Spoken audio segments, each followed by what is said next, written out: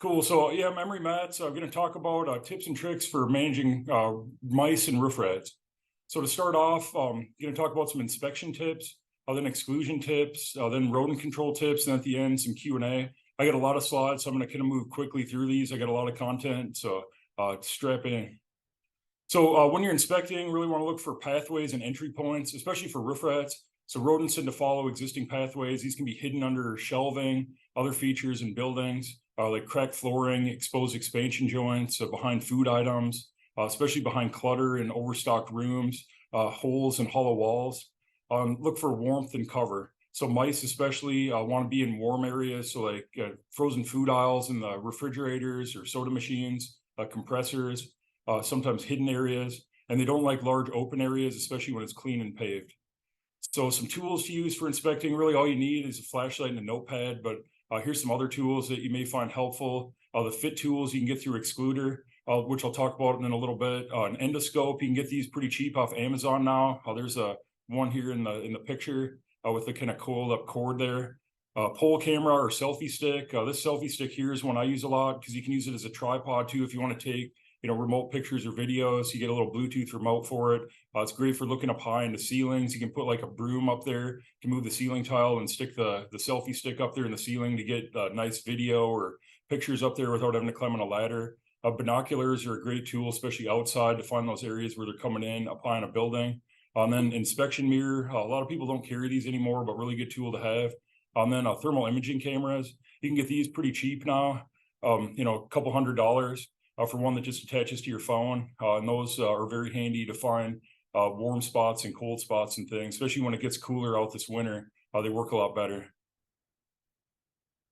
So look for overgrown vegetation. Here's a few examples. So that first one is in Fort Worth, and then the one on the right is down in Houston.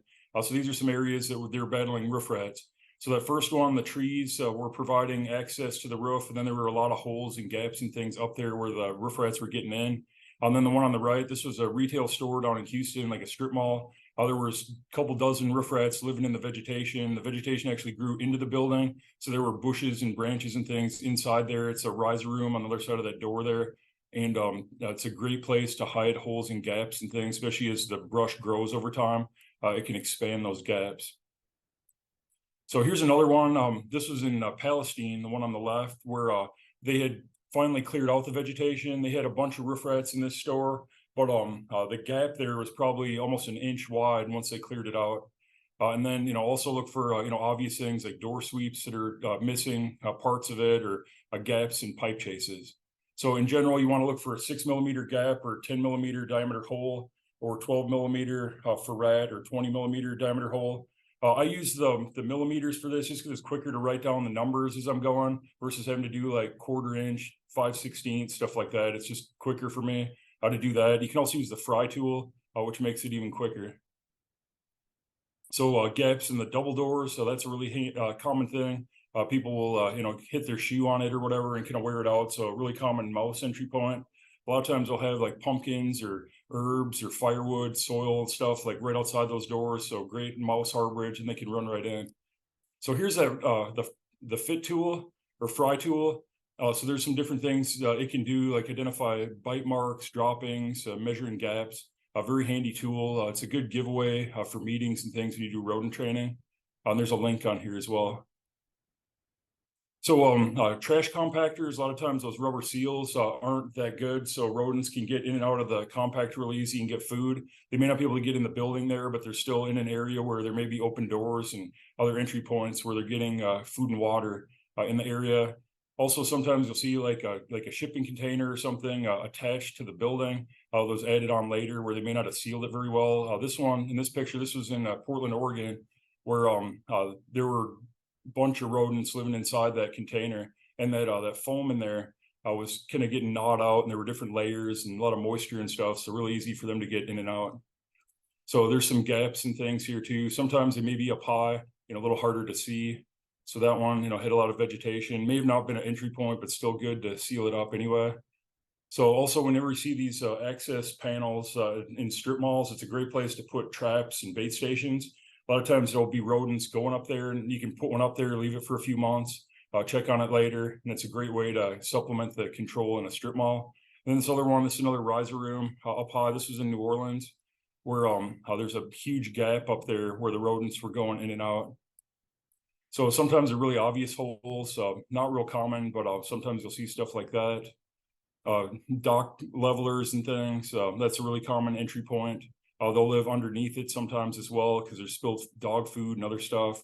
The brush sweeps, they'll get gnawed away, and then the rodents can get in there pretty easily. Sometimes the exclusion work that's been done may not have been done properly. So like there's one with chicken wire. It was supposed to be for roof rats, but they didn't even attach it all the way, so they could just run in and out of there. And then this other one here, just a huge gap in there that they missed. I'm not sure why they didn't just fill the whole thing up, but hardware cloth or something is probably better, or rat tape over that. So here's another one, a couple things where, not the best. The excluder fill fabric's going to sticking out there. And then the one on the right there, all that stuff there is sebum along that top edge. So they were, you can see they're kind of just shimmying along that and going in and out of the top of that pillar there. And they only did the spray foam along part of it. So they just kind of moved over a little bit to get in and out. So also look for a potential harborage, especially near entry points. Like if there's pallets and things stored outside, or a boneyard area, or burrows and things. Great clues to help, find where the rodents are living, or where they're going before they're getting in the building. So here's a few more burrows. One thing to watch out for with burrows, a lot of times, there's hazards in there like needles and other things. So be really careful, putting your hand in there and stuff with those. There's a lot of good treatment options for burrows now, like the Cheetah machine, the Burrow RX, the CO2 and such. So look for potential food and water sources. So like nearby retention ponds, citrus trees, sprinkler systems, open trash containers, spilled food, especially if there's a lot of homeless in the area. They may not be real neat when they're going through the dumpster, and fruit and nut trees as well. Look for nod materials, both for food and for nesting materials. Here's a few examples of that. This tool here on the left, this is called a tile rex. This is something that's great for looking in drop ceilings. You can put it on a pole, and then you can either use like a GoPro camera like in the picture, or you could use just a selfie stick once you move the tile. But you can use that to move a ceiling tile over, and then you can use it to put it back in place. So really handy tool. They're a little bit overpriced, but really nice to have for looking up into ceilings. Some things to look for in the ceilings, like when you see sagging insulation, like that middle picture, there's probably rodents nesting up there, or just hanging out up there because it's sagging, and rodents over time will kind of do that. Then the picture on the right is where they were actually nesting inside the insulation of some ductwork in that facility.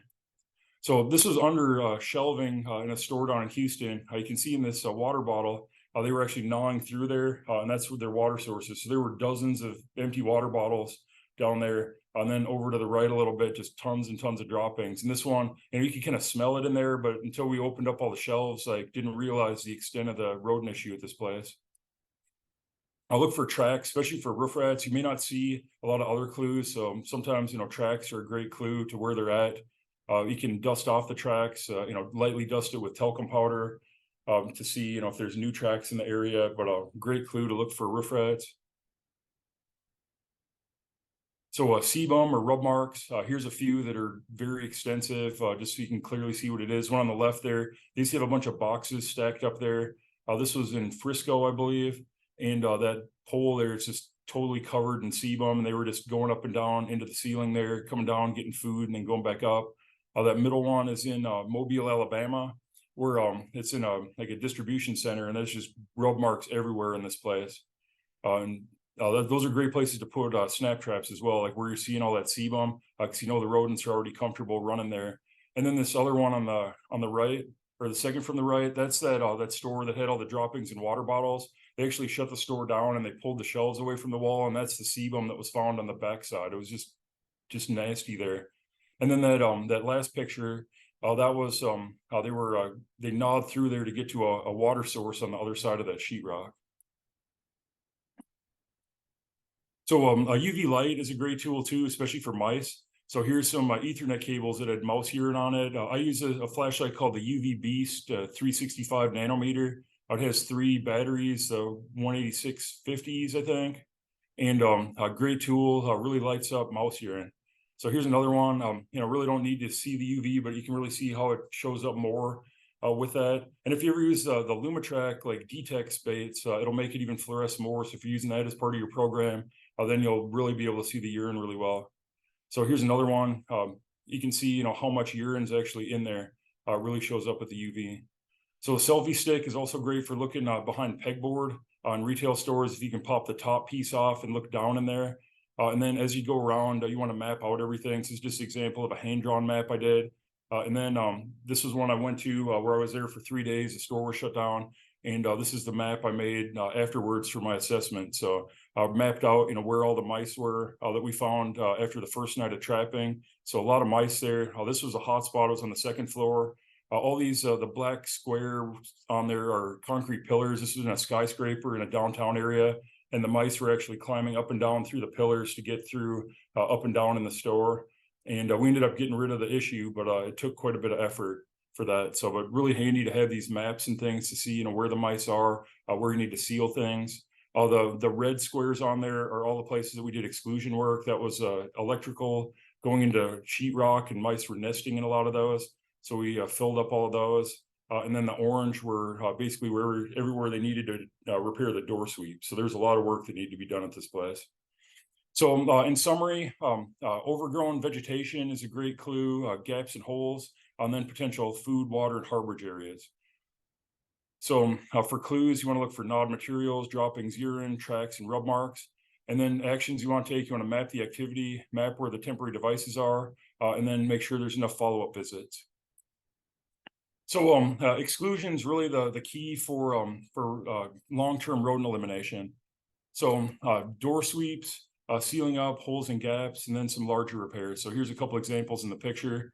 The excluder door sweeps. There's some other ones out there as well, but you can see a picture one. Hardware cloth over larger holes. And then that stuff at there, that was in a retail store where the mice were climbing up and down there. So we just did that temporarily to keep the mice from being able to get on the shelves so we could trap them beneath. And then you can just reuse it later somewhere else. So stuff it in excluder fill fabric, basically do the same thing. The stuff it's a little easier to work with, less messy. The fill fabric may work a little better, but you can really make a mess with it. You want to make sure you have a nice cloth or tarp down as you're cutting it, because the little metal pieces will get everywhere. Also get some thick gloves, because you'll get little metal fragments in your fingers with those. And basically you just want to stuff it in the gaps and things. And I got a video showing an example of that. So this was in that store where I just showed the map earlier. So this is one I was showing the construction crew how to do the exclusion in all these.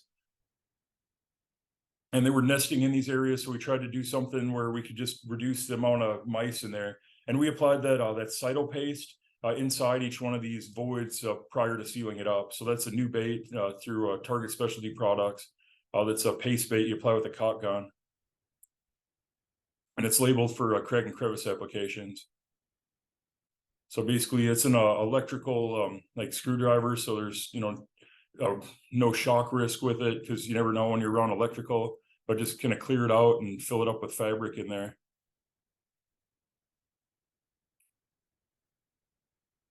And it usually goes pretty quick. If you're doing one where you're, where you're doing a really long one, sometimes that bee pole scraper thing will work really well. So you don't have to bend over and you can just shove it in with that thing. But there's a lot of different tools that'll work with that.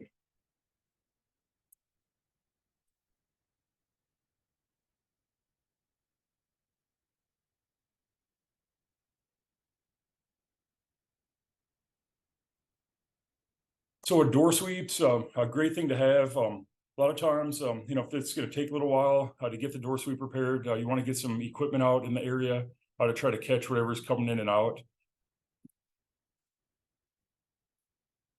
So there's a lot of door sweeps out there. Just follow manufacturer's instructions. There's training online for these as well. So pretty easy if you know how to use basic tools and things. But a great thing to do to keep rodents out.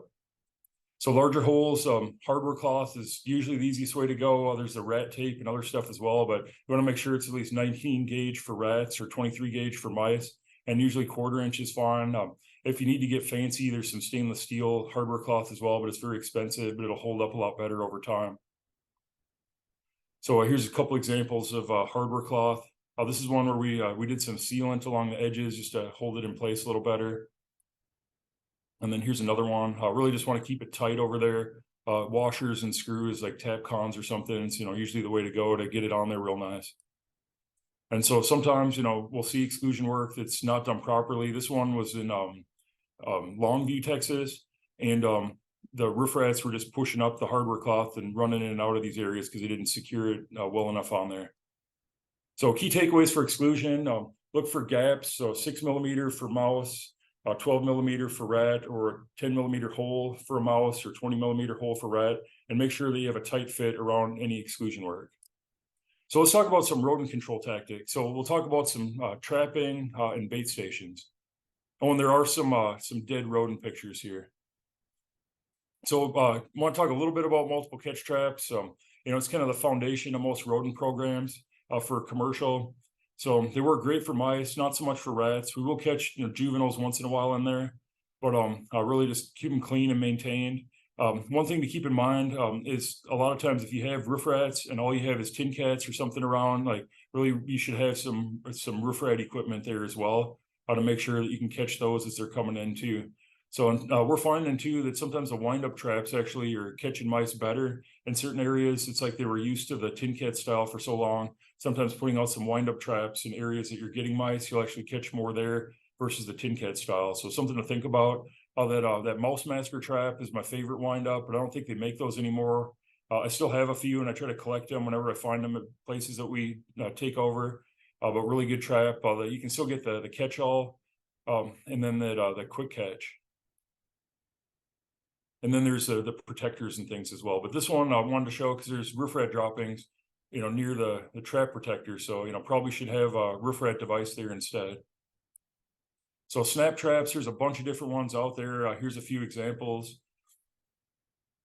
Some have slightly different mechanisms, but there's a whole variety of snap traps out there. They all seem to work pretty well.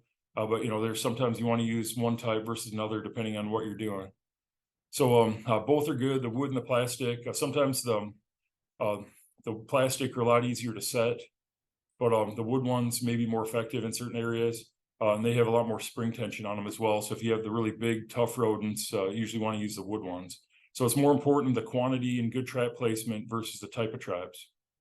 So there's a lot of lures out there. Really find what works for you. So I have a few on these next couple slides of different lures that we found to be effective. And if you're using foods that spoil, you can try to salt them a little bit. That'll help preserve it over time. So especially with avocados, it's a great lure for roof rats. I just sprinkle a little salt on the top, and it seems to make it last a lot longer. So you can secure the traps with different things. So you really want to secure it as much as possible. That'll help make the force really concentrated in an area. And then in general, wherever you find rodent activity, you want to put about 12 plus per zone. If you're getting a lot of activity, maybe 6 or so if it's not quite as much, and usually within 10 feet of that area for mice and 30 feet for rats. So I'm going to see if this video will play here. So this is just Hercules putty, just a quick demo I made where showing the difference between if you have a secure versus unsecure trap.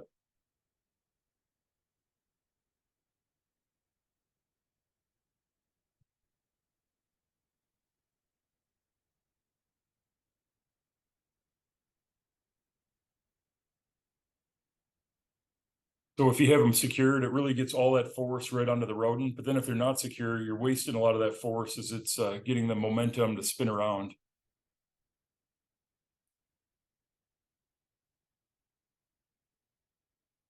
So here's a few other baits as examples. So this was a test I ran back in February, trying to see which baits work the best in a facility that had a bunch of mice.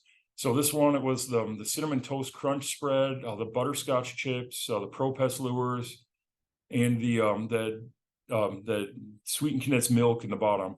So sometimes some things will work better than others, but it's good to try some. You don't normally want to use this many in a place because it can overwhelm the rodents, usually around 3 to 4. But just to show some different baits, that are out there as options. Some are harder to work with, like the Doritos someone had suggested. It's really difficult to get them on there, so we ended up just crumbling it, sprinkling on the top of the traps. Then the trap gets hit or something. The Doritos are all gone. So for rats, the powdered drink mix, like Tang, that's something that we've caught a lot of roof rats with this year. Basically, you just set the wood snap trap, or you pre-bait it first, you sprinkle some tang over the top of it, and for whatever reason, it seems to work really well. Lime juice, sesame seed oil, spiced gumdrops, avocados, tomatoes, chocolate syrup. There's a lot of different things that can work well for roof rats. And mice, cherry flavoring, so you can take those Kool-Aid bursts to soak the wooden mouse traps in there for 30 seconds and then just put them out. You can do that beforehand, so you get a bunch of Kool-Aid scented traps. Like, you don't even need to do any other bait. Makes it really quick if you're doing like a mass trapping or something. And then some mop string, cotton balls, vanilla extract, or French vanilla, non-dairy creamer, or some other things that work really well for mice.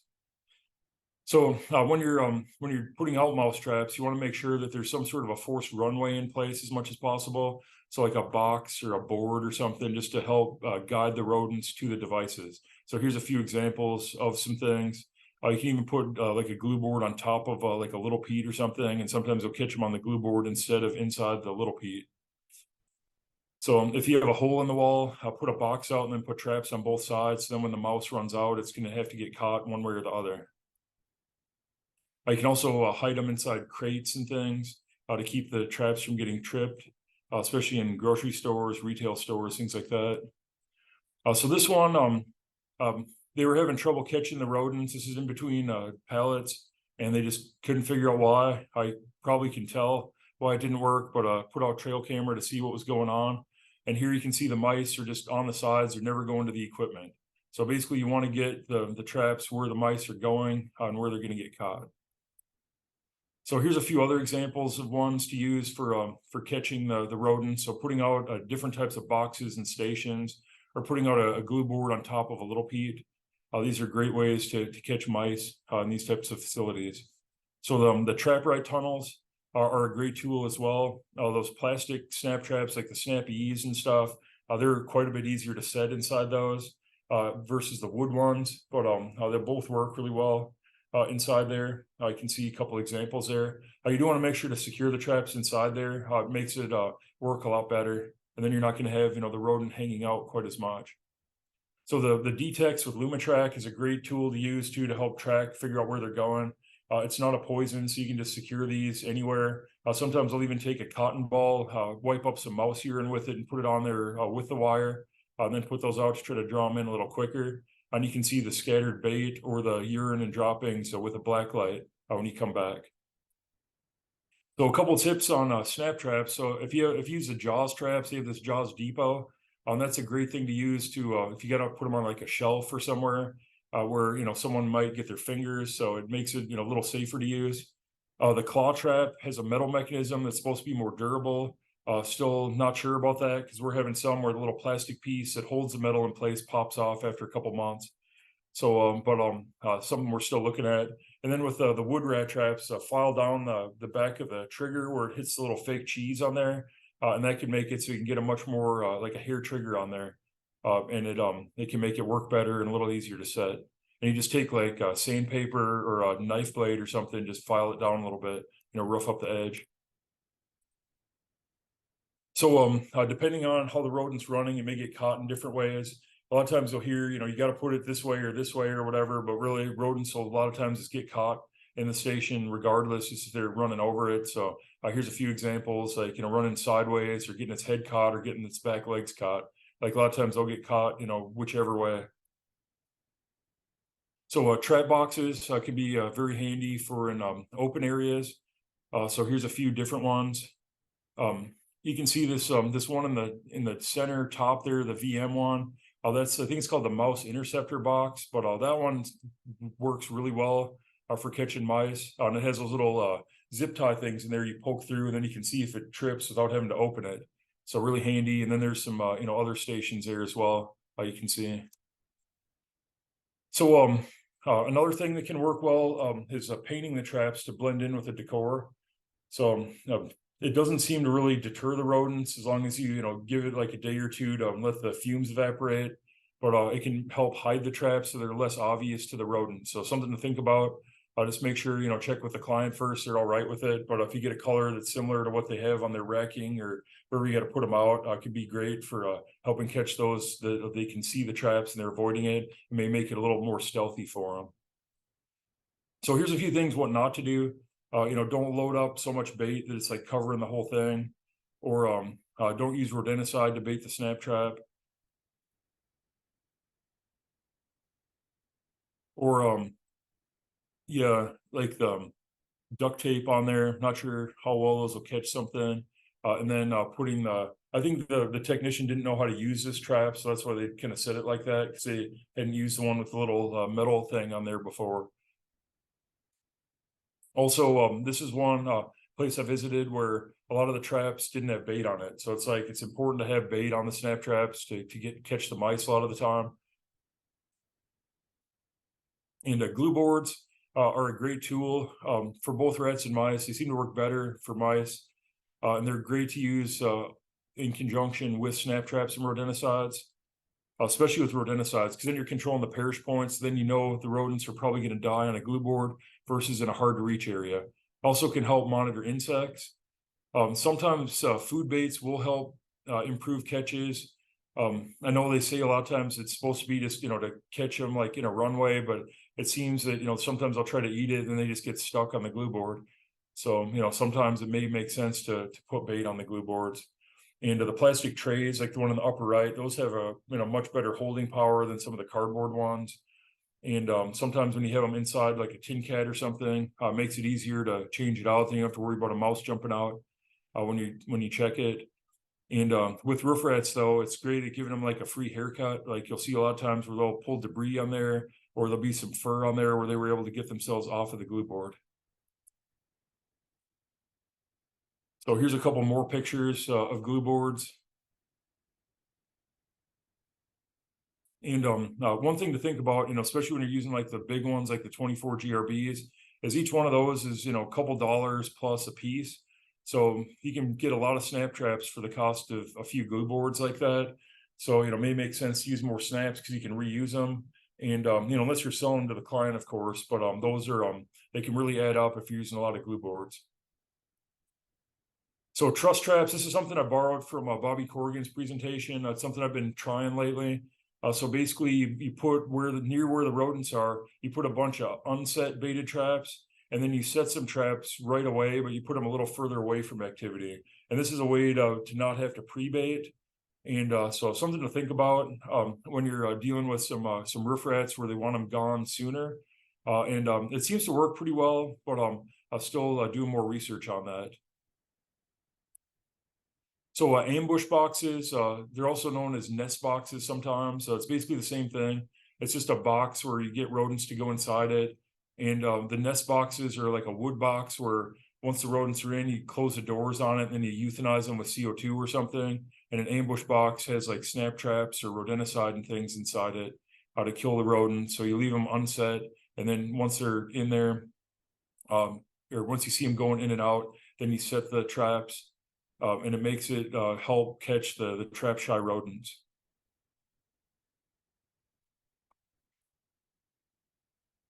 So here's a little video on that. This was just, probably want to use a bigger box, but this is one just for the video, worked well. So put in some food, some fruit for the water source, and then did some nuts and some Vienna sausages for this one. And really the trick with this is you want to hide the snap trap if you're dealing with roof rats, so they can't see it. So it's like a little minefield for them. You can use sawdust or other things as well. I found shredded toilet paper works really well for it because you could sprinkle it on there without having to worry about setting off the trap. So you just kind of fluff it up and then cover up the trap with it.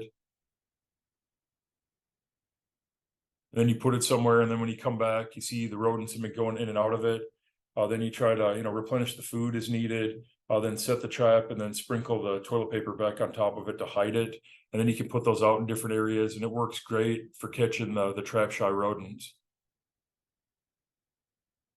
So for rodent cleanouts, so in general, people would do these mass trappings in the past. So placing out, several hundred set snap traps overnight, and then you collect them the next day. A lot of customers still want this, but it's really not that effective. You're only catching a few of the young and the dumb. So it's really not the best way to get rid of a rodent infestation. So we're moving more towards like a zone-based rodent escalation. So putting out devices based on where the activity is. and leaving the devices out, leaving them pre-baiting first, and then setting them over time and moving them around as activity patterns change. And it's much more effective and easier to service, makes it more manageable. So you're not checking hundreds of traps, you're checking like a few dozen traps. So you want to pre-bait the traps, get them on as many potential runways as possible, hide the traps under the shredded paper, grains, wood chips, add rodenticide bait early, assuming it's all right with the client and everything. You can do some selective exclusion with the detour repellent gel onto different runways and things where it's more difficult to get equipment, especially if you get like a lift early on. You can put detour on some of those high up areas that are going to be hard to check on a regular basis without a lift. So you can keep rodents out of those areas and then focus on getting the rodents down lower where it's easier to service the traps and pull off the dead rodents. So try different trap models and foods, move devices around, and then ask for assistance as needed. Sometimes, just getting an extra set of eyes in there will really help. So make sure there's enough traps. So you want to get 6 to 12 plus per zone. Try to bait with whatever foods they're eating. Secure the traps to runways, inside tunnels, boxes, stations, and things. Record catches and traps. So this is kind of the shorthand I use when I'm going around. So the R is for rats, and then the S is for snap traps. Like all the traps that were checked, and then the number of rats that were caught, just so I can kind of keep a running tally as I go through. Using like baits inside there too. So that station there in the bottom right, that has the cytopaste and first strike in it. And then there's a baited snap trap. So basically just leave the trap unset while they're eating the rodenticide. And then after a while, then that trap will get scented. And then you can pull the rodenticide out and then have the trap set as well. And it's already scented, ready to go. So another thing that's handy for mouse traps is you can use lattice boards. It's really cheap lumber. You can get it like Home Depot, and you can screw the wooden snap traps directly to it. You can barcode them on the end, and then you can put these into like the aisles of a warehouse or underneath like a grocery store counter or something. And it makes it really easy to get a bunch of devices out into an area with not a lot of effort, and it's cheap materials. So something to think about. You can use a bigger board for the wooden rat traps and do the same thing. You can also use those corner protectors for shipping and stuff. That's a great thing to put rodent devices in. It gives a little runway to the traps as they're going through. The little Evo stations are great to put out in addition to it, where you got some bait inside there to help supplement the program. As you're going through, it's really important to have a good temporary diagram to update everything. Date and initial whenever there's any changes to it. Keep a copy in the customer logbook, and then take a picture of it to have how it changes over time. Try to control the parish points as much as possible when rodenticide is being used. So plenty of extra snap traps and glue boards near the bait stations. I use multiple types of rodenticide as much as possible. So you got the paste, liquid, soft, and meal baits. Keep the baits fresh. And if glue boards are used, I'll fold up the cardboard ones. They seem to hold them a little better, or use the plastic trays. And there's just an example of a temporary map I made. So it doesn't need to be fancy, but just enough to show people, where stuff's at. And each one of those would be, multiple traps per zone. So you don't need to put every single device on there, but just the areas where they need to check and, look at the traps. So some best practices with this, make sure to add different types of devices. So glue boards and snap traps, different types of snap traps into each one. So install the traps early on, leave some unset near the activity, or all of them unset ideally. Install liquid stations and surround them with devices. So it's like an oasis for the rodents if they don't have a lot of water. I can also do that with just a water source. I get a chicken water, fill it up with Gatorade, no poison or anything, and just line around there with snap traps. Wait, a week or so, and then set the snap traps once they figured out that's a good water source. Hide traps under nesting materials. Check each zone every 3 to 7 days. If you check daily, it may make it harder to get rid of the roof rats. With mice, it's probably fine, but with roof rats, you generally don't want to check every place every day. So if you're going there daily, break it up into zones, so you're only checking them every 3 days in each zone, or you're checking, far away with binoculars and a flashlight or something. So I want to talk about bait stations. There's a lot of stuff, with bait stations. They're a great tool to use. I can see there, a couple misapplications there. Want to make sure they're secured on the rods. You want to remove the old bait. Generally, you only want one bait per station. And also, you'll get rodents inside them some of the time. So just be ready for that. Also, some other hazards, you get black widow spiders sometimes in there, or yellow jackets or paper wasps, or fire ants. This was, it's probably been sitting there a while, not getting service, but open up the station, entire fire ant nest inside that Evo station there. So pretty cool. So bait station best practices, you want to, it's going around, check around the stations, not just, oh, the next station's over there, so you're just going to look at that and walk forward, but check everything else around it so you're not missing anything. I'll check, make sure everything's anchored. If there's a homeless in the area, those duckbill anchors are really handy to help keep them from being stolen. So there's a picture in the upper right there on how to use one if you haven't used them before, but you can also tether them to some conduit or something else. Even like an Evo station, it can save it from getting relocated by having that tether on there. And if the station can't lock, I need to make sure to remove the bait until a new one can be put out. Also, attaching a key onto a brush, if you're using all the same type of stations, can make it really handy because then you can scrub the station out and you have the key all in one thing. So it makes a nice fluid motion so you're not reaching in and out and stuff. And make sure to dump all the used rodenticide and stuff into a container trash bag, not underneath the station. So in general, you want to have the stations in shadowed areas or places that provide cover. So not necessarily going to be the places that are easiest to service, but that's where they're going to be most effective. So every 50 to 100 feet is usually not where you want to have them. But depending on if it's audited or something, you may have to do that. But you can always install extra stations in areas where it's going to be most effective.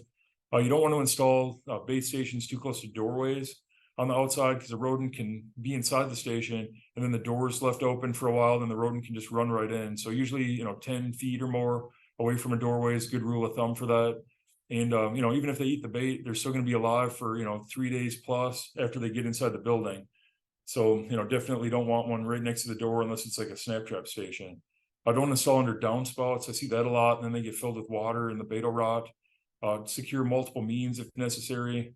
Rotate the baits if there's not good feeding. So, just because they're not feeding on something doesn't mean there's not rodents in the area. Maybe that they just don't like that bait. So switch up to something else. Like if you have a block, switch to soft or paste baits or something, or just, try different soft baits, things like that. And then if there is feeding, you want to make sure there's enough bait in there so it doesn't run out before next service. So if they're eating a whole pack or multiple packs, double it or quadruple the number of baits in that station to make sure there's enough. So here's a few more bait station examples.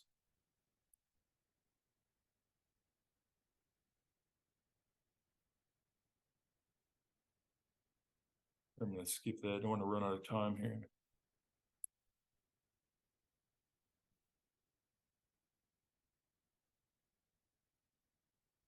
There it is.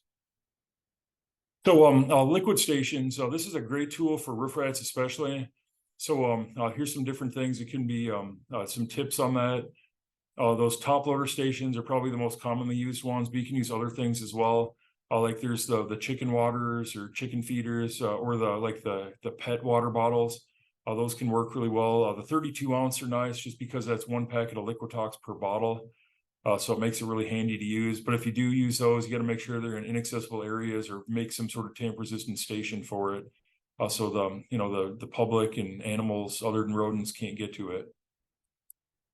So some other items out there, like there's the birth control. Here's a picture of the detour I talked about earlier that you can apply with the cocking gun to detour on runways and things. So there's the sniper and the rat zorb. Those are good for doing cleanup and things. And then I wanted to briefly touch on tracking powder. So if it's a food handling establishment in Texas, so they use the FDA food code for this. So basically you can't use it in a food establishment. So if there's any ready to eat foods in there, you can't use tracking powder. So like a grocery store or gas station, things like that.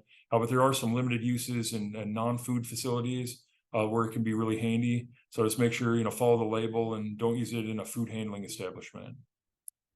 So trail cameras. So this is something where it's a great tool to have to help find where rodents are going. Are they still there? Are they still active? How many are there? Where are they coming? Where are they going? Where should you get traps moved to? So I'm not trying to plug a particular camera. This is just one where they sent me some free ones to try out. And I like it because it'll send clips right to my phone. and I travel like every other week. So it's nice to be able to get video clips without having to go visit all these sites. So it gets 15-second video clips you can request from the camera, or you get real-time pictures sent right to your phone. There's a lot of other ones out there at Academy or Amazon and other places that you can get. But really good tool to have to try to find where rodents are. I got a couple examples here to show. This first one here, this is showing a trap shot rodent. This is a place we had just taken over, and I put the cameras out like a week or so later after we had pre-baited for a while, and the rodent head must have been caught before because that trap wasn't even set, and you could see how it just jumped out of the way there.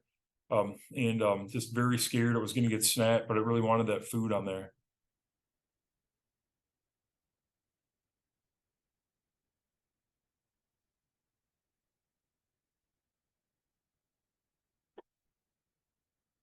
And then this one, I sped it up just because it's a little bit longer video. This is one where we wanted to figure out, how many rodents were here, where to put the traps and stuff. So there's a lot of rats in this facility. So everywhere where you're seeing the rodents run, that's where you want to get equipment put out. I'll let it get pre-baited for a while and let them get used to the traps. And this was just, over like a week or so, just, watching, seeing how many rodents are running around there. So every time, a rodent ran past, it did a 15-second video clip.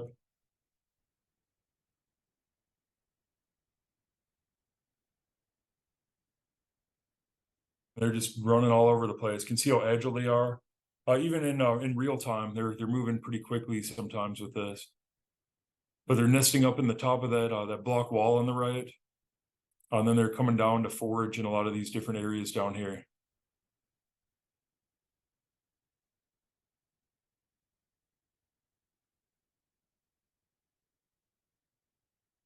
And really, as long as you get good placement on it, you're not getting dust and debris or people setting it off. Like this is ideal placement here because it's really only the rodents that are sitting off the camera. And you can see even the ones in the background, like the sensor is sensitive enough to actually set it off and record clips, even if they're not like right up next to the camera. And it's really a really valuable tool out there because you wouldn't know, just inspecting up there, it's like you see some tracks here and there, but not a lot of rub marks. Just, but there's tons of rodents running around in there.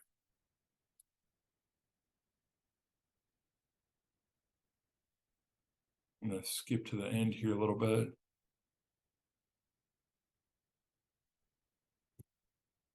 But I can share this video too, so that can get uploaded in its entirety. So if anyone wants to watch it, it's a pretty good watch with it, just seeing, where the rodents are going and everything.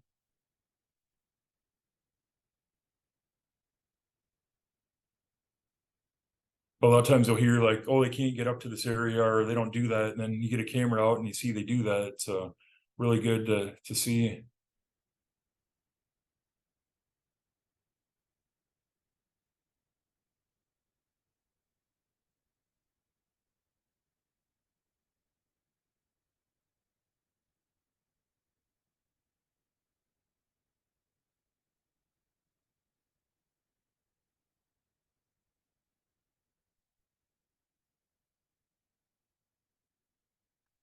Sweet. So just in summary, so key takeaways from this, you want to find all areas with rodent activity. Where are they nesting? Where are they traveling? What's old versus new activity? Make sure you get enough devices in the right spots. Use a sufficient